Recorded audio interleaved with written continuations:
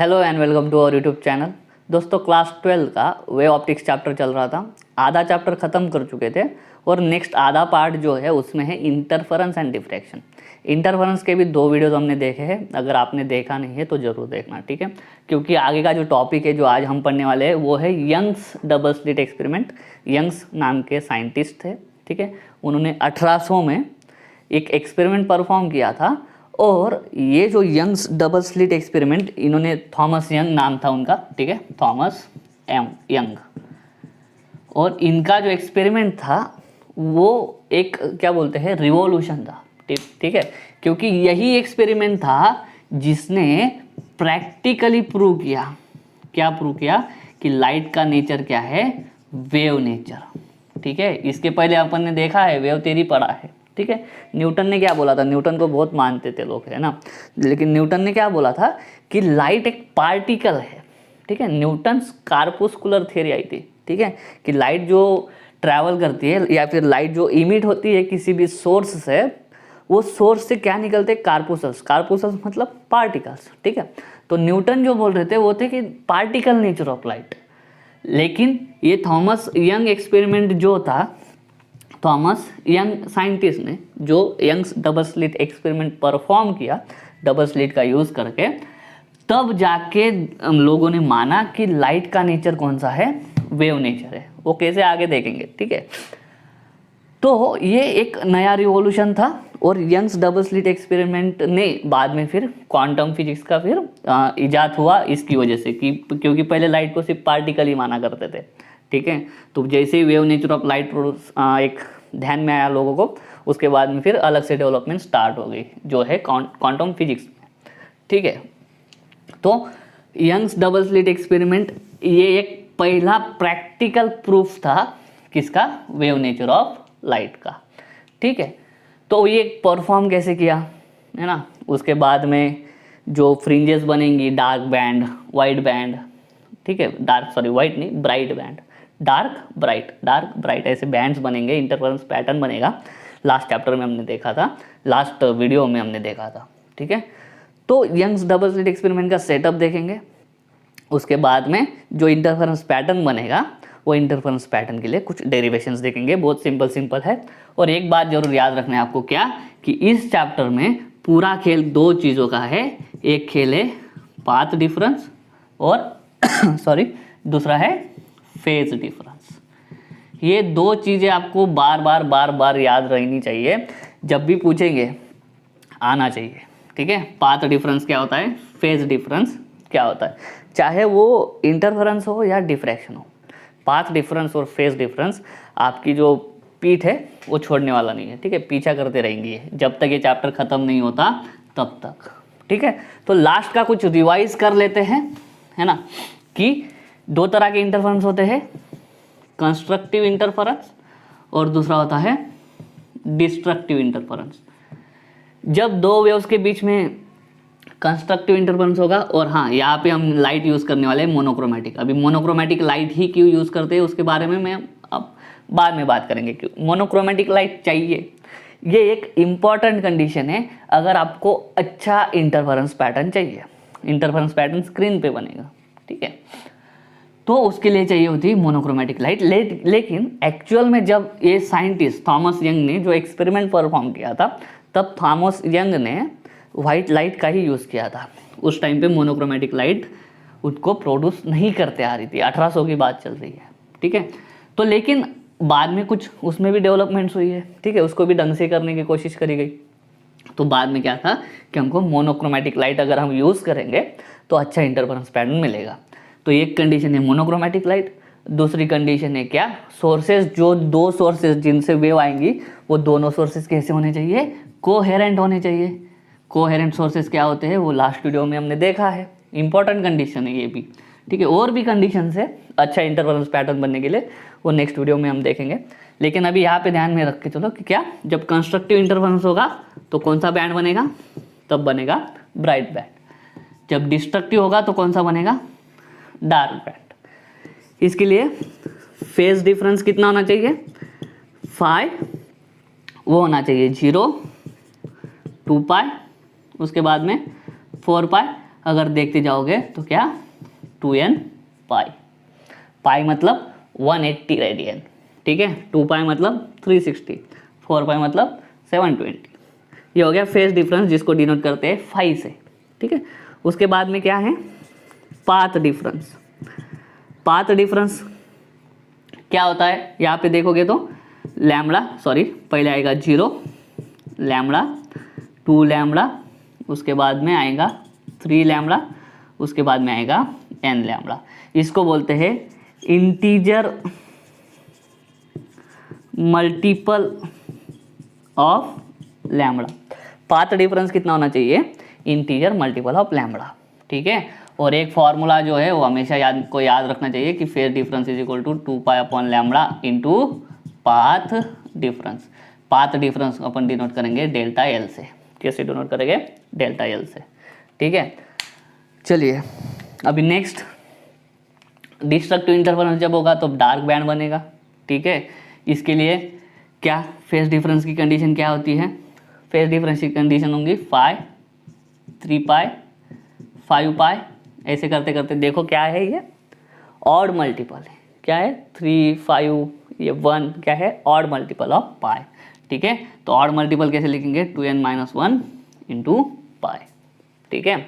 उसके बाद में पाथ डिफरेंस, पाथ डिफरेंस कितना आना चाहिए, pi is equal to lambda by 2, उसके बाद में 3 लैम्बडा बाई 2, उसके बाद में 5 लैम्बडा बाई 2, ऐसे करते करते 2n-1 लैम्बडा बाई 2।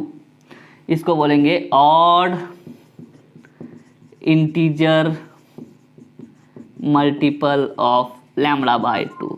ये आपको ध्यान में रखना चाहिए, ये ध्यान में रहेगा तभी हम आगे जाके पढ़ सकते हैं यंग्स डबल स्लिट एक्सपेरिमेंट, वरना हम नहीं पढ़ पाएंगे।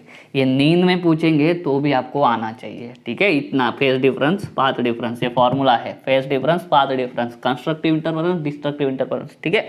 एक स्क्रीनशॉट लेके रखो, एक पेज पे आप ये बना के रखो कि कंस्ट्रक्टिव का कंडीशंस क्या होता है, डिस्ट्रक्टिव का कंडीशंस क्या होता है, आते जाते देखते रहोगे तो ध्यान में रहेगा, ठीक है। अभी मैं इसको रफ करता हूँ, फिर हम स्टार्ट करेंगे यंग्स डबल स्लिट एक्सपेरिमेंट, ठीक है। चलिए, तो ये है यंग्स डबल स्लिट एक्सपेरिमेंट का सेटअप, ठीक है। ये एस मतलब it is a source of monochromatic light. कौन सी लाइट आएंगी यहाँ से, मोनोक्रोमेटिक, एक ही कलर वाली, एक ही वेवलेंथ वाली, ठीक है।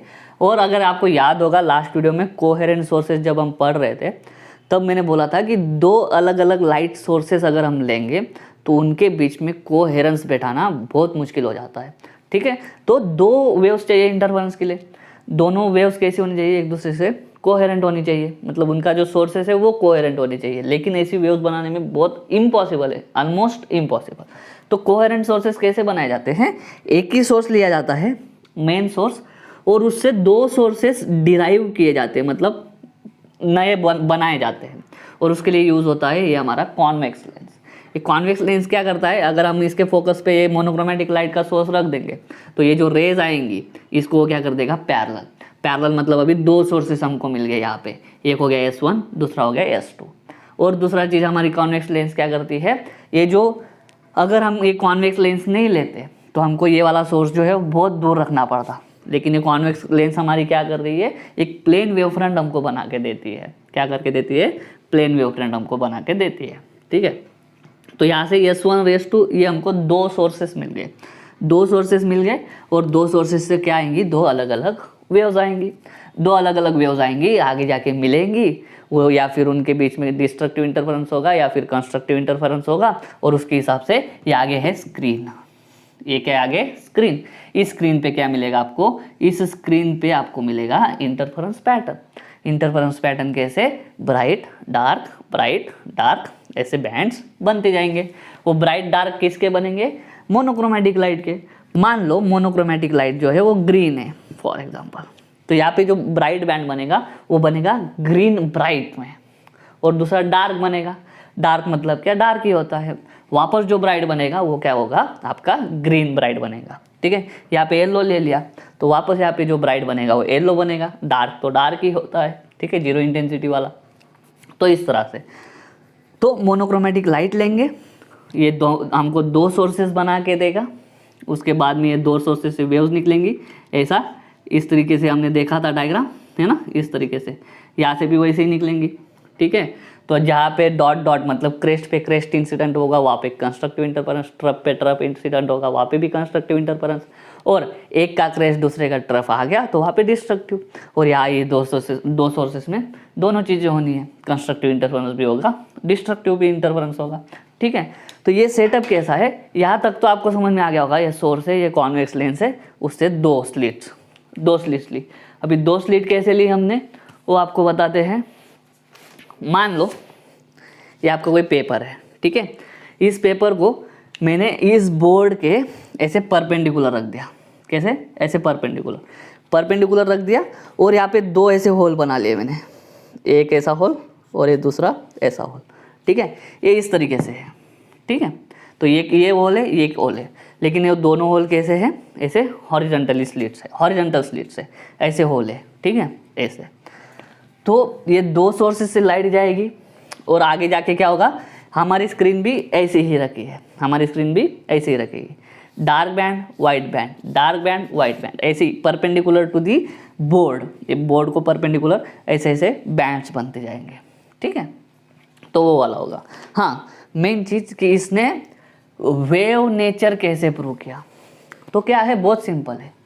अगर मान लो लाइट एक स्ट्रेट लाइन से आ रही है और अब पार्टिकल नेचर वाली लाइट है, तो अगर वो लाइट इस सोर्स में से पास होगी, S1 में से, तो वो सीधा जाके कहाँ पे आएगी, यहाँ पे आएगी। मान लो ये ग्रीन लाइट है हमारा, ग्रीन लाइट पैरेलल कर दिया, और अगर ये पार्टिकल नेचर वाली लाइट होती, और इसके लिए भी कंडीशन है, ठीक है, कंडीशन से मैं बताता हूँ। अगर width of slit becomes comparable to lambda, ये जो स्लिट विड्थ है वो एकदम छोटा सा विड्थ, मतलब मैंने यहाँ पे तो बड़ा बनाया है, ठीक है, नहीं उतना बड़ा नहीं, बहुत छोटा रखना पड़ता है। जो स्लिट का विड्थ होता है वो बहुत छोटा रखना पड़ता है, किसमें, यंग्स डबल स्लिट एक्सपेरिमेंट में, ठीक है।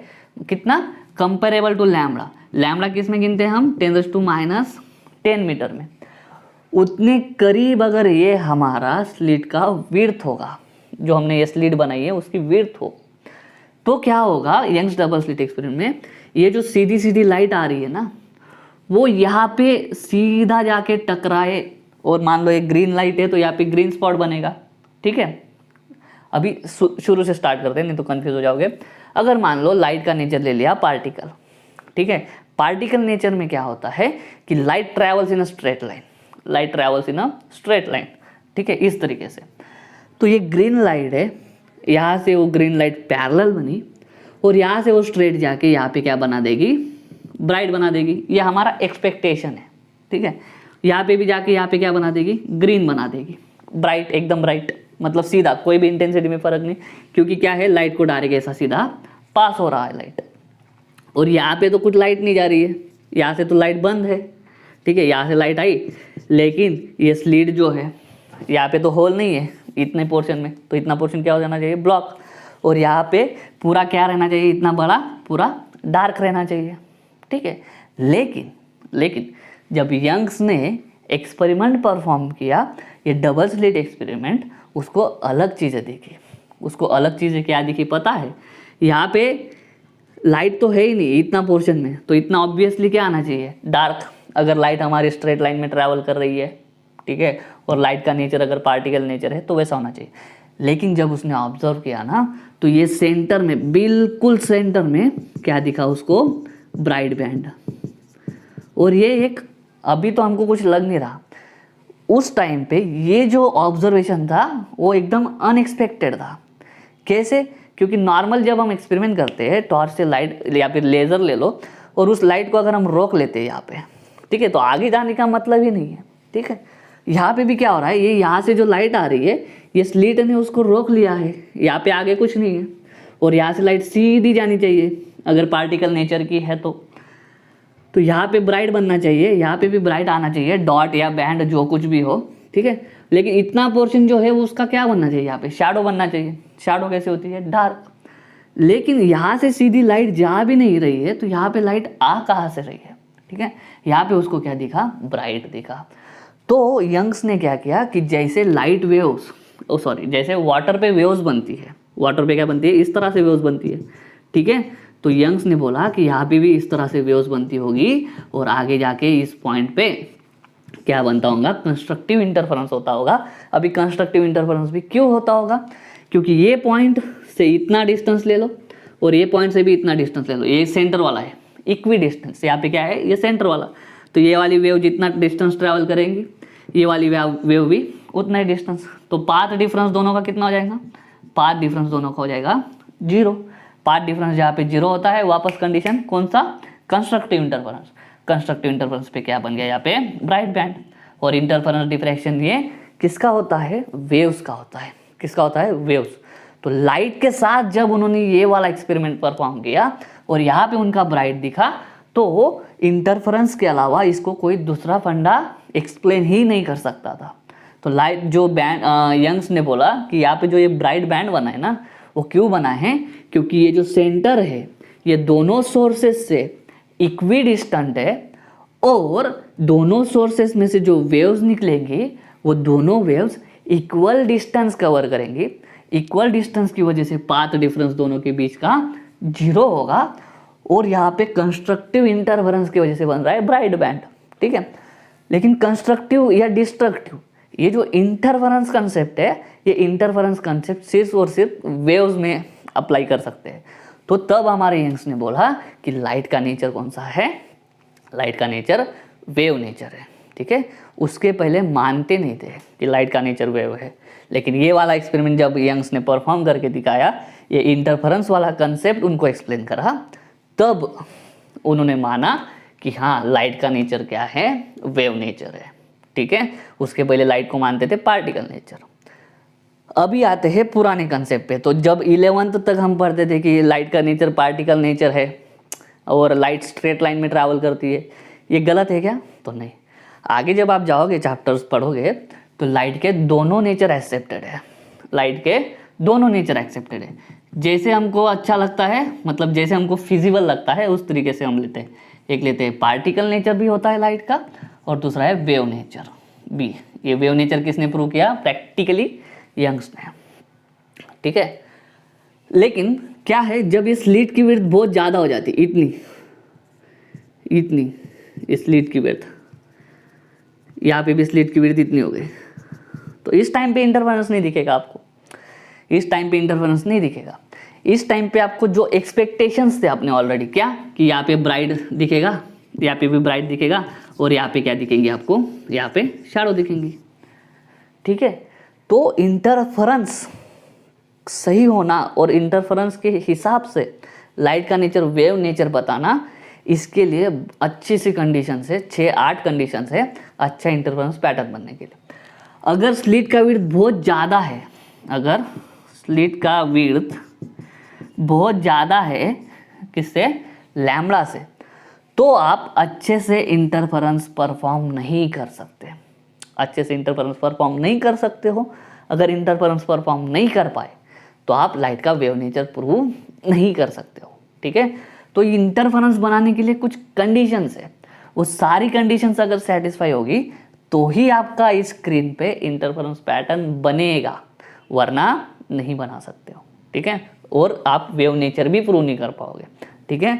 तो वेव नेचर प्रूव करने के लिए क्या है, जो स्लिट विड्थ है वो slit width should be comparable to lambda. मतलब 10⁻10 मीटर है ना, तो 10⁻7 मीटर, 10⁻8 मीटर ऐसी विड्थ होनी चाहिए, बहुत छोटी सी विड्थ होनी चाहिए, तब आप लाइट का वेव नेचर प्रूव कर सकते हो, ठीक है। अगर ऐसी नॉर्मल विड्थ रही, मान लो ये है 2 सेंटीमीटर की विड्थ, ये भी 2 सेंटीमीटर, तो इंटरफेरेंस नहीं बनेगा, इंटरफेरेंस नहीं बना सकते हो और लाइट का वेव नेचर प्रूव नहीं कर सकते हो, ठीक है। तो ये एक्सपेरिमेंट परफॉर्म करने के लिए यंग्स को बहुत टाइम लगा था, ठीक है। उसने धीरे धीरे विड्थ कम करी, ठीक है, धीरे धीरे ये सोर्सेज भी वो करीब लेके गए। ये सोर्सेज अपने को S1 और S2 क्या दिख रहे हैं यहाँ पे डायग्राम में, बहुत दूर दिख रहे हैं, ठीक है, लेकिन एक्चुअली ऐसे होते हैं, वो ऐसे बहुत करीब होते हैं।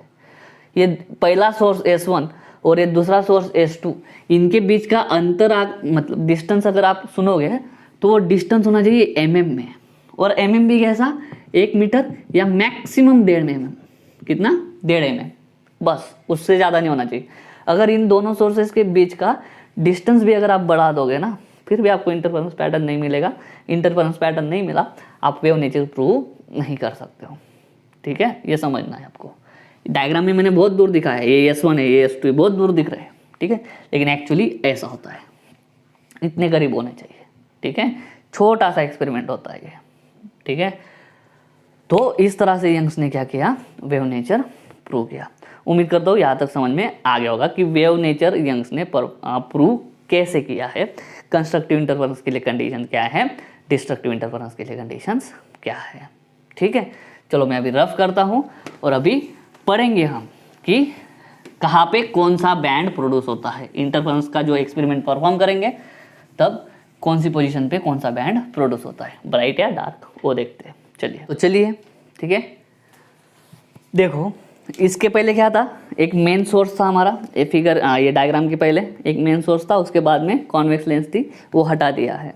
अभी हमको क्या करना है, यहाँ से आगे देखना है। ठीक है, ये सोर्स है S1, ये सोर्स है S2, दोनों का कलर, दोनों के अभी S1 और S2 दोनों कौन से सोर्सेस है, S1 एंड S2 दोनों है कोहेरेंट सोर्सेस। कौन से सोर्सेस है, कोहेरेंट सोर्सेस। दोनों के यहाँ से जो लाइट आ रही है दोनों की वेवलेंथ सेम है, दोनों का कलर सेम है, दोनों की फ्रीक्वेंसी सेम है। ठीक है, कोहेरेंट सोर्सेस की कंडीशन हमने देखी है। ठीक, और ये है स्क्रीन, ये क्या है हमारी स्क्रीन। ये जो दो स्लिट्स है S1 एंड S2, या फिर ये जो दो कोहेरेंट सोर्सेस है S1 एंड S2, इनके बीच का डिस्टेंस है D। जो D होता है वो होता है mm में, अभी बताया मैंने आपको। ठीक है, और ये है स्क्रीन, ये दोनों स्लिट्स और स्क्रीन, ये स्क्रीन पे हम देखेंगे इंटरफेरेंस पैटर्न। एक बड़ा सा स्क्रीन लगाएंगे, वहाँ पे हमको ऐसे horizontal dark band, bright band, dark band, bright band ऐसे दिखेंगे। ठीक है, और हमारा स्लिट भी इसी तरह से होगा। क्या कर सकते हो आप, घर पे भी कर सकते हो। ये एक आप ग्लास, मतलब मराठी में बोलेंगे कांच, है ना, उसको अगर मोमबत्ती ले लो, मोमबत्ती के ऊपर ऐसा उसको रख दो तो काला काला हो जाएगा वो कांच जो है, या फिर जो ग्लास जो है। ठीक है, और वहाँ पे आप क्या कर सकते हो, दो ऐसी छोटी छोटी सी स्लिट बना सकते हो। स्लिट तोड़ना नहीं है, खाली जो कार्बन आएगा काला काला वो कार्बन हटा देना है दो जगह से, इतना छोटा छोटा। ठीक है, तो वो बन जाएंगी स्लिट, और वहाँ से आप क्या पास कर सकते हो, लाइट पास कर सकते हो। अगर टाइम मिला तो करके देखना। ठीक है, और यहाँ पे अपन क्या देखेंगे, स्क्रीन पे इंटरफेरेंस पैटर्न देखेंगे। ये है सेंटर, ओ पॉइंट जो है वो S1 और S2 दोनों से भी सेम डिस्टेंस पे है। ठीक है, इक्वी डिस्टेंस है। अगर दिख नहीं रहा है सेंटर में तो भी कंसीडर करो कि ये सेंटर में, दोनों से S1 और S2 के सेंटर में आएगा है। ठीक है, तो यहाँ से अगर आप एक लाइन ड्रॉ करोगे, S1 O बोलेंगे उसको, यहाँ से एक लाइन ड्रॉ करोगे उसको बोलेंगे S2O, दोनों की लेंथ क्या होगी, सेम होगी। इसका मतलब S1 से जो वेव आएगी, S2 से भी जो वेव आएगी, दोनों वेव्स ने इस सोर्सेस से इक्वल डिस्टेंस कवर करा होगा।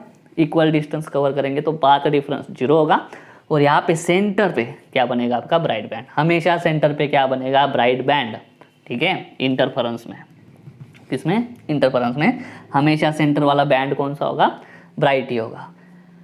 ठीक है, हमें क्या देखना है पता है, कोई भी एक पॉइंट ले लेंगे, P पॉइंट, उस पॉइंट P पे कौन सा बैंड बनेगा हमको पता नहीं है, पता करना है।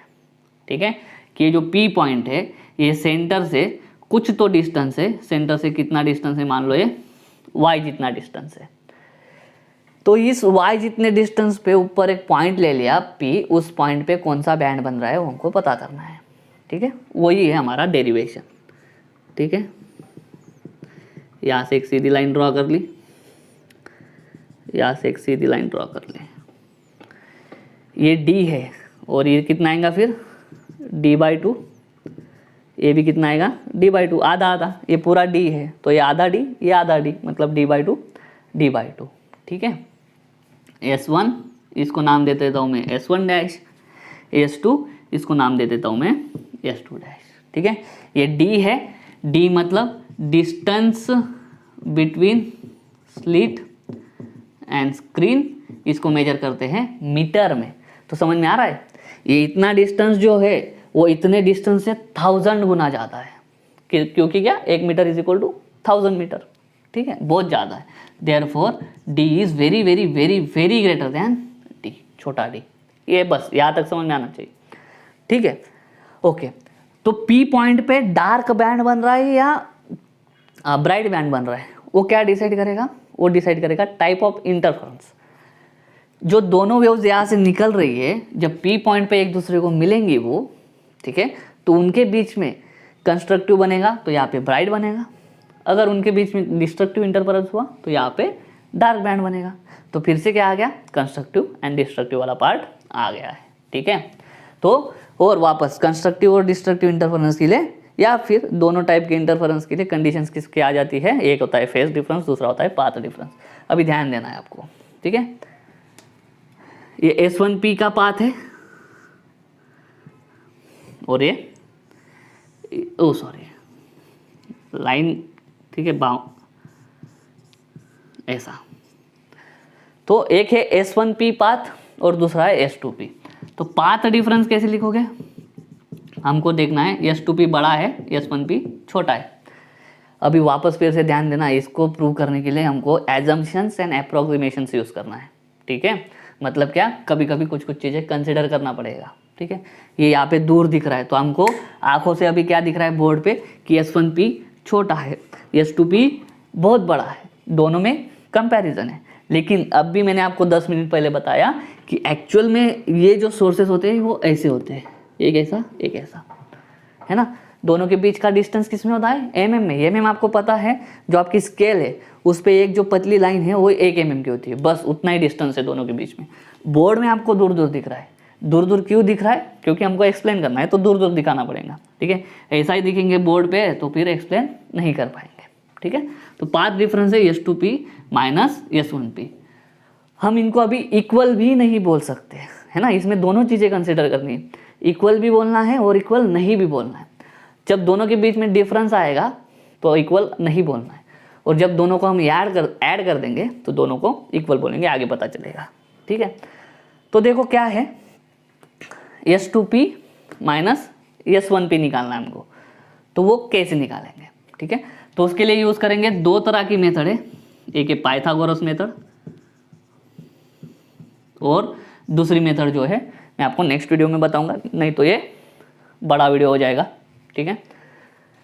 सिंपल देखो क्या है, ये 90 डिग्री, ये भी क्या है 90 डिग्री। तो पहले S2P का स्क्वायर निकालते हैं, क्या, हाइपोटेनियस इज इक्वल टू ये वाली साइड का स्क्वायर प्लस ये वाली साइड का स्क्वायर। तो S2P का स्क्वायर माइनस, नहीं तो चलो स्टेप बाय स्टेप ही जाता है, S2P का स्क्वायर इज इक्वल टू क्या होगा, इतना स्क्वायर, ये वाली साइड का स्क्वायर, मतलब क्या आ जाएगा D का स्क्वायर प्लस ये वाली साइड का स्क्वायर। तो देखो यहाँ पे क्या होगा, यहाँ से इतना डिस्टेंस क्या है D, तो यहाँ से यहाँ तक कितना आया D आया, और D के ऊपर जाने का है अपने को। तो देखो कैसे होगा, कर पाएंगे, Y तक जाने का है ना अपने को, बताता हूँ मैं। देखो ये इतना Y बोल दिया मैंने सेंटर पॉइंट से, तो यहाँ से P तक जाना है तो यहाँ से डायरेक्ट D नहीं लेना पड़ेगा, ठीक है। तो देखो क्या होगा, यहाँ से इतना आएंगे Y और यहाँ से इतना आएंगे, तो यहाँ से इतना कितना है D/2, तो आ जाएगा Y प्लस D/2 ब्रैकेट का स्क्वायर। ये समझा आपको, फिर से बताता हूँ, S2P जाना है अपने को। पाइथागोरस थ्योरम क्या बोलेगा, S2 डैश का square plus S2 dash P का square is equal to S2P का स्क्वायर। ये है पाइथागोरस थ्योरम। यहाँ से यहाँ तक डिस्टेंस एकदम क्लियर है D, यहाँ से यहाँ तक लेने का है, ठीक है। तो यहाँ से यहाँ तक लेने के लिए क्या करेंगे, यहाँ से यहाँ तक गए, यहाँ से यहाँ तक कितना डिस्टेंस है D/2, और यहाँ से यहाँ तक कितना डिस्टेंस है Y, ठीक है। इसको सॉल्व करा, S2P का square is equal to D square plus यहाँ पे A plus B bracket square, Y square plus 2AB A square plus 2AB, A मतलब क्या हो जाएगा Y इंटू D/2, ये 2 कट हो जाएगा, तो यहाँ पे बचेगा YD प्लस ये हो जाएगा D²/4, कैसे, B का स्क्वायर, तो D का स्क्वायर 2 का स्क्वायर 4। उसी तरह से निकालेंगे अपन किसका, S1P का स्क्वायर, इसको बोलेंगे इक्वेशन नंबर 1, ठीक है। अभी देखो क्या होगा, S1P यहाँ से यहाँ तक ये S1P है, वापस ये डायगोनल है, वापस पाइथागोरस थ्योरम, इसका स्क्वायर प्लस इसका स्क्वायर इज इक्वल टू इसका स्क्वायर, ठीक है। तो यहाँ से इतना स्क्वायर फिक्स है क्या, D² प्लस अभी इतना डिस्टेंस निकालना है, इतना डिस्टेंस कैसे निकालोगे, सिंपल, यहाँ से यहाँ तक कितना है Y है, लेकिन हमको इतना माइनस करना है, इतना माइनस करना है मतलब d/2 माइनस, तो y माइनस d/2 का स्क्वायर। चलो इसको सॉल्व करो। s1p का square is equal to D square plus, ये इसका सॉल्व करते हैं separate, Y square minus A square minus 2ab मतलब 2, y मतलब d, b मतलब d/2, ये कैंसिल हो जाएगा तो ये माइनस वाई डी लिखेंगे प्लस बी स्क्वायर मतलब d स्क्वायर बाय 4, इसको बोल देंगे इक्वेशन नंबर सेकंड। अभी नीचे का दिखेगा आपको, हाँ बहुत जगह है, ठीक है। तो अभी देखो अपने को निकालने का क्या है, s2p का स्क्वायर माइनस s1p, क्योंकि अपने को ये लाने का है तो डायरेक्ट नहीं निकाल सकते, s2p माइनस s1p डायरेक्ट नहीं निकाल पा रहे, तो अपन क्या करेंगे, s2p का स्क्वायर माइनस s1p का स्क्वायर। s2p का स्क्वायर कितना है, ये d square plus Y square plus Y D plus D square by 4, ये हो गया पहला वाला। अभी s1p का square d square plus Y square minus Y D plus D square by 4। यहाँ पे ढंग से देखो, ये डी स्क्वायर में से ये डी स्क्वायर हट जाएगा, ठीक है, वाई स्क्वायर में से वाई स्क्वायर हट जाएगा, डी स्क्वायर बाई 4 में से डी स्क्वायर बाई 4 हट जाएगा, ये वाई डी और ये minus minus plus Y D, तो फाइनल आंसर क्या आ जाएगा 2y/d। s2p का स्क्वायर माइनस s1p का स्क्वायर, ये आंसर क्या आया 2 टाइम्स y/d। कैसे, ये y/d प्लस है ऑलरेडी और ये माइनस माइनस प्लस हो जाएगा 2y/d। यहाँ तक समझ में आया? उम्मीद करता हूँ समझ में आ गया होगा, आना चाहिए, ठीक है। पाथ डिफरेंस है s2p माइनस s1p, बुक में डायरेक्ट दे दिया है, लेकिन इस तरह से सॉल्व करोगे तो 2y/d आएगा, आपके बुक में डायरेक्ट दिया है, ठीक है। जो नेक्स्ट है अलग सी मेथड है, वो भी मैं आपको बताऊंगा नेक्स्ट वीडियो में, वो भी सिंपल है, उसमें ट्रिग्नोमेट्री लगेगा थोड़ा बहुत, ठीक है। ये आ गया 2y/d, लेकिन हमको निकालना है ये वाला कंसेप्ट, ठीक है। तो देखो ये a square minus B square, A square minus B square क्या होता है, a plus B a minus B, तो क्या हो जाएगा s2p माइनस s1p, हो गया a माइनस बी, और दूसरा है a plus B, s2p plus s1p। अभी यहाँ पे ये क्या हो गया, दोनों का इक्वल टू 2y/d। अभी यहाँ पे ढंग से देखो, हमको निकालना ही है s2p माइनस s1p जो है path difference, 2y/d upon s2p plus s1p, ठीक है। तो अभी देखना s2p मतलब ये s2p और ये है s1p।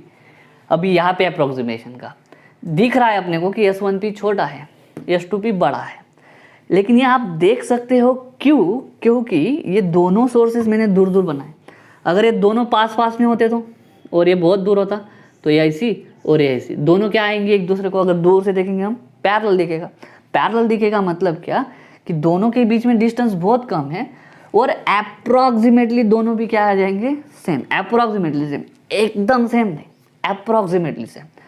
तो अप्रॉक्सीमेशन यहाँ पे कैसे लगाना है, अगर इन दोनों को इक्वल मान लेंगे तो ये 0 हो जाएगा, तो यहाँ पे नहीं लेना है, यहाँ पे लेना है अप्रॉक्सीमेशन कि s2p और s1p नियर अबाउट सेम है। अभी नियर अबाउट सेम के लिए रीज़न क्या है पता है, ये d जो है, ये d बहुत छोटा है, किस में मेजर करते हैं, mm में, मतलब समझ में आ रहा है आपको, रियल में क्या होगा, ये और ये दूसरा सोर्स उसको चिपक गया, और ये जो स्क्रीन है वो मीटर्स में है, उधर दूर है, ठीक है। तो इससे आने वाली लाइट और नीचे से आने वाली लाइट, दोनों के बीच का जो पाथ है, जो लेंथ है, उसमें इतना डिफरेंस नहीं होगा। लेकिन ये वाला अप्रोक्सीमेशन आप इसमें नहीं लगाओगे, क्योंकि ये पाथ डिफरेंस है, जो हमको निकालने का है, उसी को 0 कर देंगे तो मतलब नहीं, तो हमको वो अप्रोक्सीमेशन लगाना पड़ेगा इसमें, ठीक है। तो s2p जिसको, या s1p जिसको बोलेंगे हम पाथ डिफरेंस दिखाएंगे डेल्टा एल से, ठीक है। तो ये 2y/d एज इट इज़, और s2p s1p क्या बोलेंगे, s2p और s1p नियर अबाउट क्या है, पैरेलल है, ऐसे स्ट्रेट ही है, ठीक है। दोनों को किसके इक्वल कर देंगे, d के, तो d प्लस d 2d। समझ में आ रहा है, ये दोनों बहुत करीब है और वो बहुत दूर है, तो दोनों स्क्रीन पे जा रही है, ठीक है। और यहाँ पे हमको ऐसा दिख रहा है कि टिल्ट है, ठीक है, लेकिन बहुत दूर होने की वजह से, ये वाला एक्सप्रेशन की वजह से हम इसको क्या लिख सकते हैं, d लिख सकते हैं, ठीक है, क्योंकि ये दोनों हमको ऐसी सीधी दिखती है। एक्चुअल एक्सपेरिमेंट जब परफॉर्म करोगे और ये वाली कंडीशन मीट करोगे ना तब, ठीक है। तो ये है पाथ डिफरेंस, ये क्या है, पाथ डिफरेंस, ठीक है। तो P पॉइंट पे ब्राइट बनेगा या डार्क बनेगा, ठीक है। इसके लिए पाथ डिफरेंस, फेज डिफरेंस की, ये चलो यहाँ पे फेज डिफरेंस की कंडीशन भी निकाल लेते हैं। Delta phi is equal to 2 pi upon lambda into path difference. तो डेल्टा फाई क्या आ जाएगा, 2 पाई अपॉन लैम्बडा इंटू ये 2 वापस कैंसल ऊपर, तो y d upon capital D, ठीक है। ये ध्यान में रखना है, फेज डिफरेंस और पाथ डिफरेंस का कंडीशन कौन से, इसमें यंग्स डबल स्लिट एक्सपेरिमेंट में, ठीक है। ये है फेज डिफरेंस जो हमने निकाला, और ये पाथ डिफरेंस, और ये है फेज डिफरेंस जो हम निकाल सकते हैं किससे, इस वाला फॉर्मूला जो ऑलरेडी हम पढ़ चुके हैं। Phase difference is equal to 2 pi upon lambda into path difference, ठीक है। इस तरह से निकाला। अभी P पॉइंट पे मान लो पहला ब्राइट बन रहा है, मान लो पहला ब्राइट बन रहा है, तो उसके लिए क्या होना चाहिए, कंस्ट्रक्टिव इंटरफेरेंस। तो कंस्ट्रक्टिव इंटरफेरेंस में क्या होता है, चलो अपन वापस निकाल देते हैं यहाँ से, या फिर चलो नीचे लिखते हैं। फर्स्ट ब्राइट अगर चाहिए आपको तो इंटरफेरेंस कौन सा होना चाहिए, कंस्ट्रक्टिव, ठीक है। फर्स्ट ब्राइट के लिए अगर कंस्ट्रक्टिव के लिए अपन फेज डिफरेंस की बात करेंगे तो क्या होगा, 0 तो ये इसके लिए है, ठीक है। उसके बाद में आएगा 2 पाई, उसके बाद में आएगा 4 पाई, इस तरीके से 2n पाई, ठीक है। पाथ डिफरेंस आएगा 0 उसके लिए, ठीक है, सेंटर के लिए, लैम्बडा 2 लैम्बडा 3 लैम्बडा, ऐसे करते करते n लैम्बडा, ठीक है। चलो अभी पहला चाहिए, पाथ डिफरेंस हमारा ये है, delta L is equal to y small d upon capital D. अगर पाथ डिफरेंस हमारा कितना है, लैम्बडा 1 लैम्बडा, ठीक है, तो किससे इक्वेट करेंगे, simple, lambda is equal to y d upon capital D, ठीक है। तो देयरफॉर y इज इक्वल, तो फर्स्ट ब्राइट के लिए डिस्टेंस y निकालेंगे कि जो ये सेंटर है, ये सेंटर से y कितना होना चाहिए, ठीक है। तो y इज इक्वल टू क्या आ जाएगा, lambda capital D upon small d, ठीक है। नीचे का दिख रहा है आपको, ओके। अभी चलो वापस दूसरे ब्राइट बैंड के लिए करते हैं, सेकंड ब्राइट बैंड, ठीक है। सेकंड ब्राइट बैंड के लिए कंडीशन क्या है, 2 लैम्बडा। देखो ये सेंटर पे तो क्या बनेगा, सेंटर पे ब्राइट ही बनेगा, क्योंकि पाथ डिफरेंस कितना हो जाता है सेंटर पे, 0, तो सेंटर पे ब्राइट ही बनेगा। ये सेंटर से ऊपर स्टार्ट होगा, फिर पहला डार्क, फर्स्ट डार्क, उसके बाद में क्या बोलेंगे इसको, first bright, second dark, second bright, third dark, third bright, और नीचे से भी वैसे ही। ये बीच वाला क्या बनेगा, ब्राइट, और नीचे बनेगा डार्क वापस ब्राइट, डार्क वापस ब्राइट, इस तरीके से। सेंटर वाला क्या बनेगा, सेंटर वाला ब्राइट ही बनेगा, ब्राइट के बाद ऊपर डार्क, नीचे भी डार्क, वापस यहाँ पे ऊपर ब्राइट ब्राइट, ठीक है, इस तरीके से जाएगा। अभी सेकंड ब्राइट देखना है, तो सेकंड ब्राइट के लिए क्या होगा, पाथ डिफरेंस का कंडीशन 2 लैम्बडा, फिर डालो डेल्टा एल हमारा ये आया है, lambda small d upon capital D. तो सेकंड ब्राइट के लिए क्या होगा, डेल्टा एल कितना लिखेंगे, डेल्टा एल लिखेंगे 2 lambda is equal to y small d capital D, ठीक है। देयरफॉर वाई क्या आएगा, 2 lambda capital D upon small d.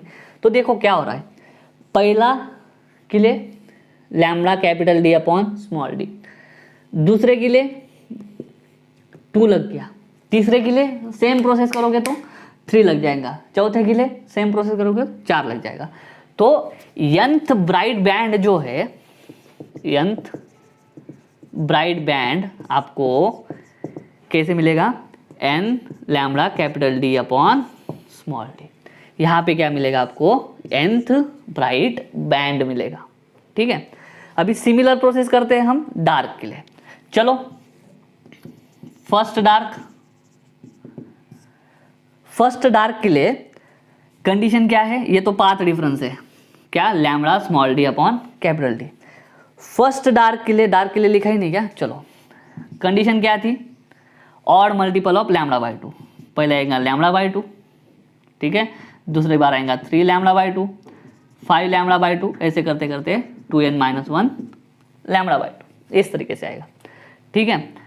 तो चलिए पहला डार्क के लिए पहले लिख लेते हैं y small d capital D। पहले डार्क के लिए डाल दो यहाँ पे lambda by 2 is equal to y small d capital D। Therefore y क्या आ जाएगा, देखो y आएगा lambda d upon small d और ये नीचे वाला 2 एज इट इज। कैसे बताओ, ये d उधर डिवाइड को इधर आके मल्टीप्लाई हो गया लैम्बडा के साथ, बन गया लैम्बडा d। ये छोटा d उधर y के साथ मल्टीप्लाई में था, इधर आके बन गया डिवाइड को, 2 तो ऑलरेडी नीचे ही था, ठीक है। ये हो जाएगा पहला डार्क बैंड का पोजीशन, मतलब डिस्टेंस। ये सेंटर ब्राइट बैंड से कितना ऊपर आना है, तो इतना डिस्टेंस ऊपर आना है, आपको क्या मिल जाएगा, पहला डार्क मिल जाएगा, ठीक है। दूसरे के लिए करते हैं, ठीक है। दूसरे के लिए कैसे करते हैं, डेल्टा एल क्या है 3 लैम्बडा बाई 2, तो दूसरे के लिए निकालेंगे फॉर y2, मतलब सेकंड डार्क के लिए, ठीक है। 3 लैम्बडा बाई 2 ये हो गया पाथ डिफरेंस, मतलब डेल्टा एल, उसको इक्वेट करेंगे इससे y capital D upon small d। चलो y निकालो, y2 मतलब y को भी बोलेंगे y, 3 lambda capital D upon 2d। इसका मतलब क्या हो गया 3 लैम्बडा d अपॉन d। तो यहाँ पे दिख रहा है 3/2, 5 लैम्बडा बाई 2। ऐसे करते करते वापस जब आप आओगे तो nth सिमिलर प्रोसेस करते हो, सिमिलर प्रोसेस। लास्ट में जब आओगे तो देखो पहले के लिए क्या है लैम्बडा बाई 2 और capital D upon small d। दूसरे के लिए क्या है 3/2 लैम्बडा, उसके बाद में capital D upon small d। आगे अगर आप सेम प्रोसेस करोगे तो 3 की जगह भी बन जाएगा 5, बाद में बनेगा 7, ऐसे करते करते लास्ट में जब आओगे तो मिलेगा 2n-1 upon 2 into lambda capital D upon small d। ये हो जाएगा आपका position of nth dark band, nth dark band. समझ में आ रहा है, एकदम सिंपल है। सबसे पहले हमने क्या निकाला, पाथ डिफरेंस निकाल लिया वो, और उसको फर्स्ट ब्राइट बैंड के लिए कंडीशन कौन सी, ये 0 पे तो सेंटर है, पहले ब्राइट बैंड के लिए लैम्बडा, दूसरे ब्राइट बैंड के लिए 2 लैम्बडा।